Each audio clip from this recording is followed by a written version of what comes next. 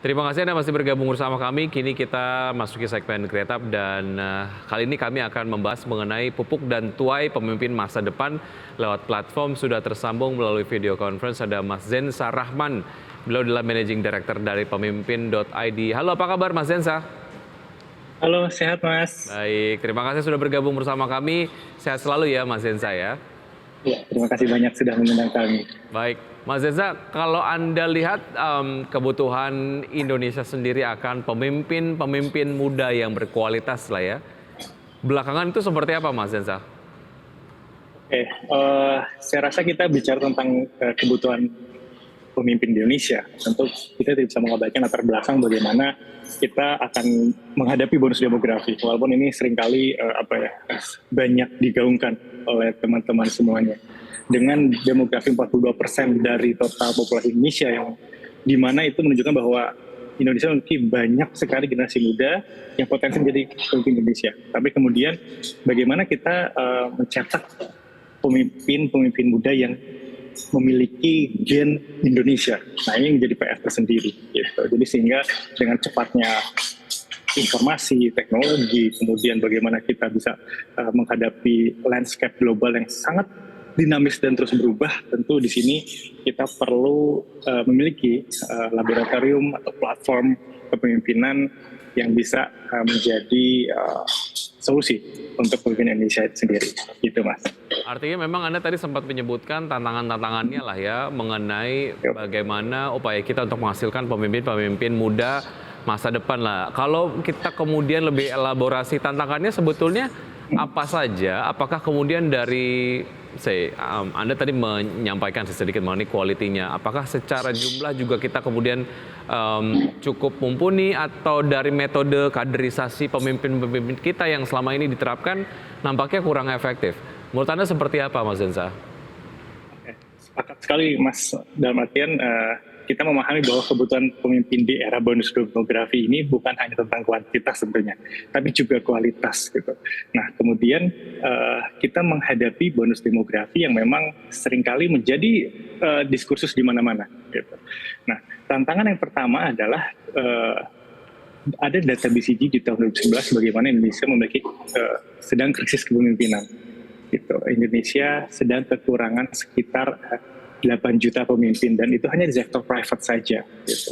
Di sini kami pemimpin ID melihat ada gap antara kalau di sektor pendidikan ada industri needs dan juga bagaimana output dari akademik itu ada gap di sana. Kemudian yang kedua ada gap juga bagaimana entry level untuk menuju jenjang manager level menuju jenjang kemudian menjadi C-level itu ada jenjang-jenjang yang memang memiliki gap yang sangat jauh dan juga kemudian di situ ada ruang bagaimana akhirnya tidak terpenuhinya lah kebutuhan atau demand pemimpin itu sendiri gitu. Nah juga di anak muda dari salah satu data di media itu menyebutkan bahwa hanya 7% saja milenial yang mempunyai kapabilitas menjadi seorang pemimpin. Dan situ akhirnya menjadi concern tersendiri kan. Bagaimana ternyata bangsa kita sedang mengalami krisis kepemimpinan itu sendiri. Begitu Mas, itu menjadi challenge. Betul. Ini kalau kita lihat dari kurikulum yang ada di sekolah-sekolah sendiri terkait dengan leadership memang dirasa kurang begitu ya. Apalagi kalau kita bicara mengenai kegiatan-kegiatan yang mengasah leadership dari anak-anak muda di Indonesia ataupun siswa-siswa sekolah ini biasanya di organisasi-organisasi sekolah yang sifatnya adalah ekstrakurikuler dan tidak wajib begitu ya. Makanya kemudian Anda mengcapture permasalahan tadi. Lalu solusi apa yang ditawarkan oleh pemimpin.id sendiri Mas Zensa? Ya, solusi yang kami tawarkan adalah sebenarnya pertama kita berangkat dari bagaimana kepemimpinan itu berangkat dari self leadership. Modulnya itu berangkat dari self leadership di mana ini yang menjadi salah satu modul kami yang berfokus pada memimpin diri sendiri. Jadi sebelum memimpin orang lain kita harus memimpin diri sendiri. self leadership meliputi self awareness, bagaimana kita mengajarkan individu untuk memahami kekuatan dan kelemahan diri serta mengenali emosi dan dampaknya terhadap lingkungan sekitarnya. Kemudian self reflection, bagaimana kita mendorong individu-individu ini, pemimpin muda ini untuk secara rutin merenungkan reflektif tindakan secara memahami motivasi, emosi, kemudian dibalik tindakan yang dia ambil gitu ya, keputusan dan dampaknya terhadap komunitas atau mungkin orang sekitar seperti apa. Terakhir ada self regulation, yang dimana memang mengajarkan teknik dan metode untuk mengendalikan impuls dan emosi sehingga dapat bertindak secara lebih bijaksana. Gitu. Dan kemudian yang menjadi kekuatan kami juga adalah bagaimana kita juga fokus pada kepemimpinan melalui hati, empathical. Pemimpin ID percaya bahwa pemimpin yang efektif dan tulus dalam setiap tindakan pemimpin itu pemimpin dengan hati yang memang menciptakan hubungan lebih dalam, engage. Dulu mungkin kepemimpinan itu suatu hal yang direktif gitu. Yeah. Sekarang pasti yang lebih fokus pada empowerment gitu. Kita juga solusi kita adalah metode pelatihannya. Kita menggunakan metode coaching yang dimana coaching tersebut tidak hanya bersifat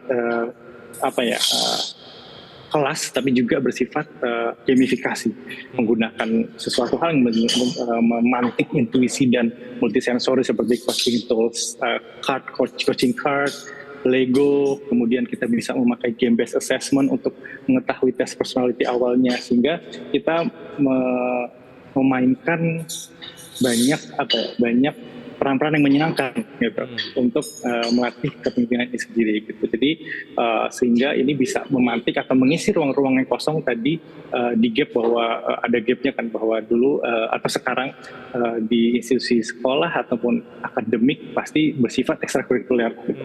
Padahal leadership ini salah satu poin penting, bahkan 21st century skill ya, memang harus dimiliki ketika sekarang kita sudah dihadapi dengan AI, robot, dan juga segala macam tantangan-tantangan zaman saat ini. Begitu, Mas. Oke, menarik. Kita akan lanjutkan usai jeda berikut ini, Mas Zensa, dan pemirsa tetap bersama kami. Usai jeda kami akan segera kembali. Terima kasih Anda masih bergabung bersama kami. Pemirsa, saya masih berbincang bersama Mas Zensa Rahman, Managing Director dari Pemimpin.id. Bagaimana ini dapat menjadi sebuah platform untuk menanam dan juga menuai lah ya calon-calon pemimpin masa depan lah begitu. Sejauh ini pesertanya siapa saja, Mas Zensa?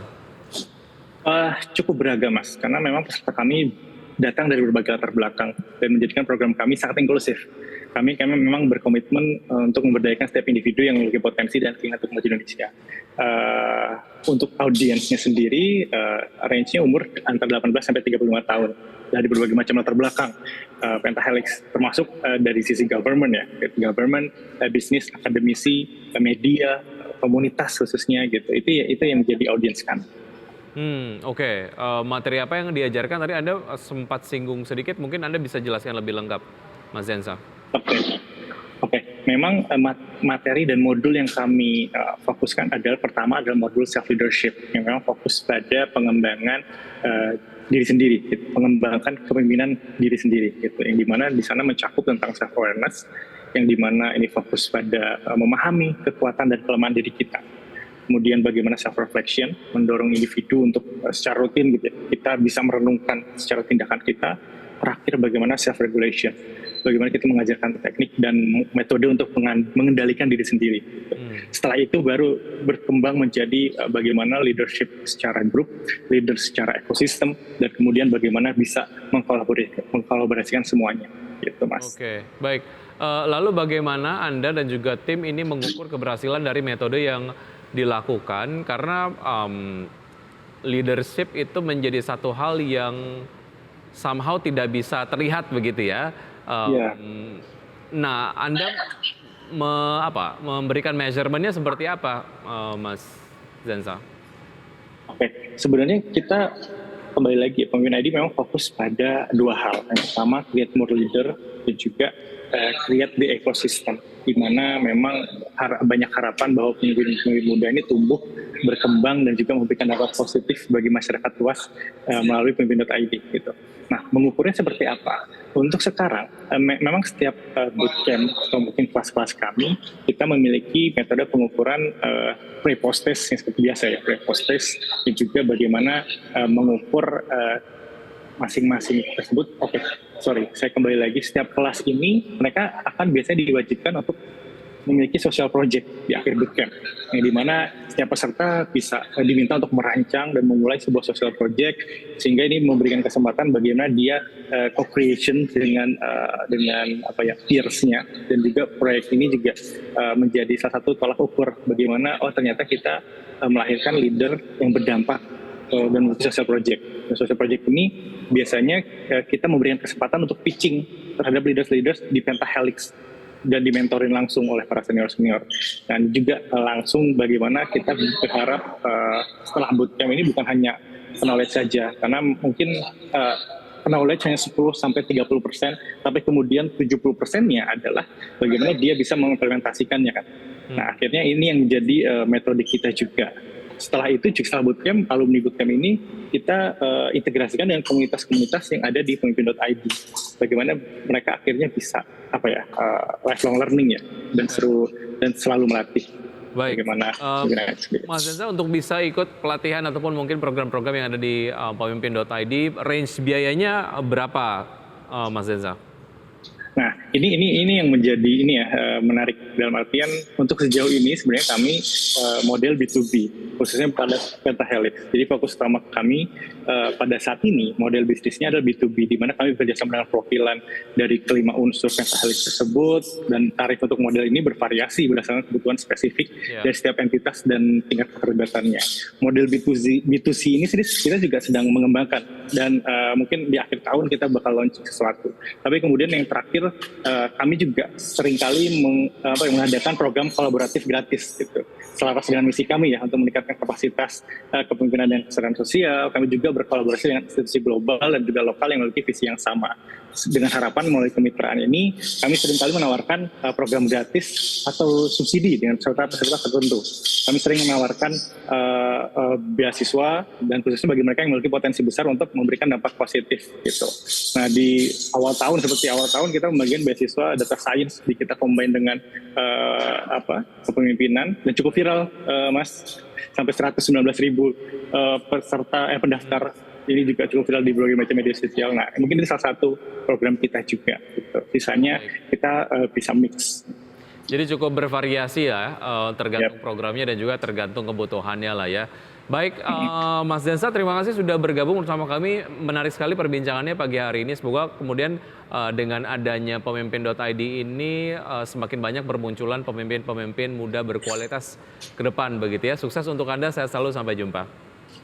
Terima kasih, Mas. Baik, thank you Mas Zenza. Dan kita ke update IHSG terlebih dahulu. Pergerakan IHSG dari pembukaan sesi 1 hingga saat ini, nampaknya IHSG terus mencatatkan pelemahan, pemirsa, berada di level 6.810,361. Sejauh ini melemah 0,53%. Sementara itu saham-saham yang masuk ke dalam jajaran top gainers diantaranya adalah ada PMMP, kemudian ada BKDP, ada NPGF, ada TAIS, NICL, Awan, STRK, JAR, HIJJ, Dewi, dan lain sebagainya. Kemudian top losers sejauh ini ada MPXL, kemudian ada ABBA, Relf, ada ISAT, ada MBMA, Brand, Medco, kemudian juga ada SGER dan juga TKIM.